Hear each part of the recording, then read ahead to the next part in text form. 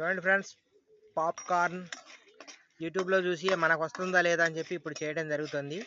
వస్తుందా లేదా నీకు ఫుల్ వీడియో తీసినాక చూపిస్తా ఫ్రెండ్స్. పాప్కార్న్ ముద్ద ముద్ద ముద్ద ముద్ద ముద్ద ముద్ద ముద్ద ముద్ద ముద్ద ముద్ద మూత పెట్టు మూత పెట్టు. ఎస్